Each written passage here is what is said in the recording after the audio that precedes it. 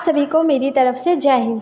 क्या आप सरकारी नौकरी की तैयारी कर रहे हैं? अगर हाँ तो यस, आप बिल्कुल सही चैनल पर आए हैं, क्योंकि इस चैनल पर आपको मिलेगा डेली जॉब नोटिफिकेशन, फॉर्म भरने की स्टेप बाय स्टेप गाइडलाइंस और भी बहुत कुछ, वो भी बिल्कुल फ्री में। उसके लिए आपको बस एक सब्सक्राइब का बटन को क्लिक करना होगा। तो अगर आज की टॉपिक की बात करें तो आज हम लोग एक बहुत ही इंपॉर्टेंट टॉपिक के बारे में बात करने जा रहे हैं।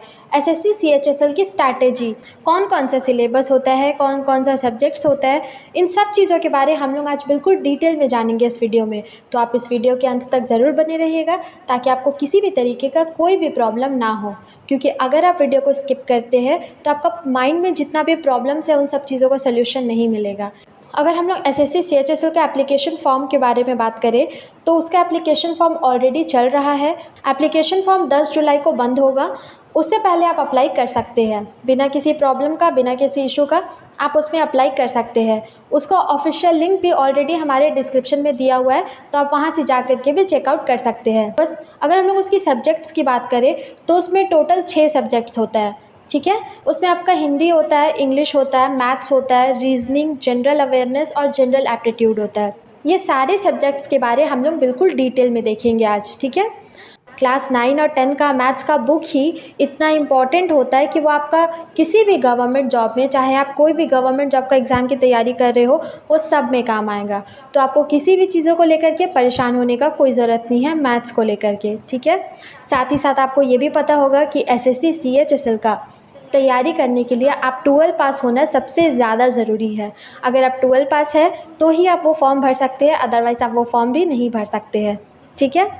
अगर हम लोग उसकी परसेंटेज की बात करें कि 12th में आपका कितना परसेंटेज आना चाहिए, तो इसमें ऐसा कुछ भी नहीं है। आपका यहाँ पे कोई भी परसेंटेज रिक्वायरमेंट नहीं आपका मांगता है। यहाँ पे आपका 50% आएगा तो भी आप फॉर्म भर सकते हैं, 60% आएगा तो भी आप फॉर्म भर सकते हैं। हाँ, बस आप पास होने चाहिए, क्योंकि अगर आप पास नहीं होंगे तो फिर आप ये फॉर्म नहीं भर पाएंगे। तो इसलिए आप पास, बस इसमें इतना ही रिक्वायरमेंट है कि आप बस पास होने चाहिए।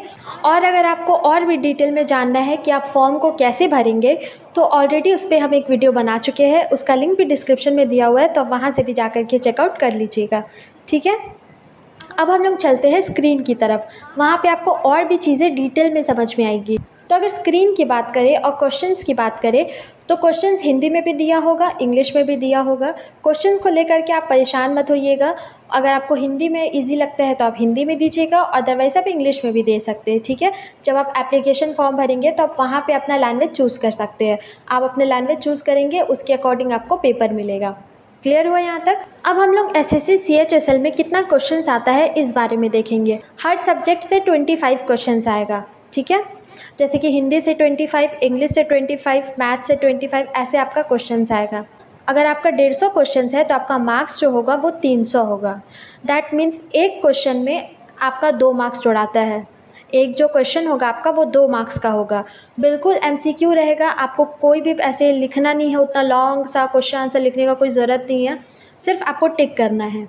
लेकिन टिक करना है इसका ये मतलब नहीं कि बस आप घर से एक बार देख लिए प्रीवियस ईयर क्वेश्चन, आप टिक कर दिए और हो गया, बात ख़त्म। नहीं, आपको उसको डिटेल में समझना होगा, क्योंकि अगर आप डिटेल में नहीं समझेंगे तो आपको न जाने कितना तरीके का प्रॉब्लम को फेस करना पड़ सकता है, क्योंकि वहाँ पे आपको सिर्फ 1 मिनट का टाइम होगा। हाँ, यहाँ पे एक क्वेश्चन को सॉल्व करने के लिए आपको सिर्फ 1 मिनट का टाइम दिया जाएगा।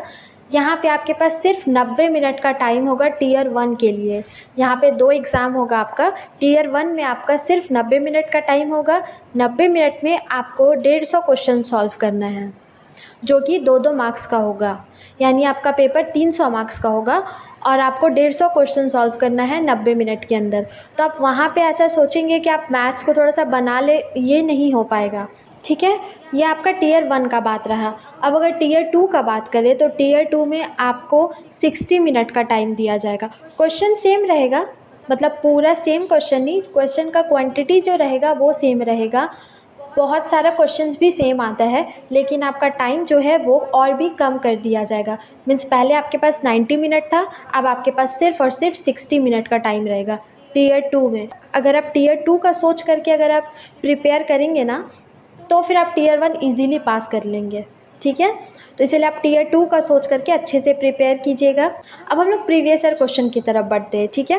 क्वेश्चन इंग्लिश में भी है, हिंदी में भी है, आप अपने लैंग्वेज के अकॉर्डिंग आप पढ़ लीजिएगा। इसका लिंक भी डिस्क्रिप्शन में दिया हुआ है, तो आप वो भी जा करके चेकआउट कर सकते हैं। जितने भी चीज़ों के बारे में हम बता रहे हैं वो सारा लिंक डिस्क्रिप्शन में दिया हुआ है। अब हम लोग यहाँ पे अगर प्रीवियस ईयर क्वेश्चन की बात करें 2024 का है, ठीक है। स्क्रीन पे आप देख सकते हैं, यहाँ पे इंग्लिश में भी है और हिंदी में भी है। इस तरीके से आपको क्वेश्चंस दिया रहे, 4 ऑप्शन रहेगा।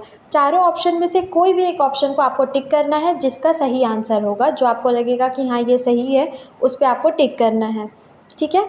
हिंदी में भी है, इंग्लिश में भी है, कंपैरिजन भी आपका आएगा, आप वो भी देख लीजिएगा। बहुत सारा वर्ड्स को ठीक करने के लिए भी आएगा। लाइक इंग्लिश में ये सबसे ज़्यादा आता है कि आपको एक सेंटेंस दिया रहेगा, वो सेंटेंस को आपको ठीक करना है। मीन्स वो उल्टा सीधा करके लिखा होगा, तो आपको बस उसको ठीक करना होगा, ठीक है।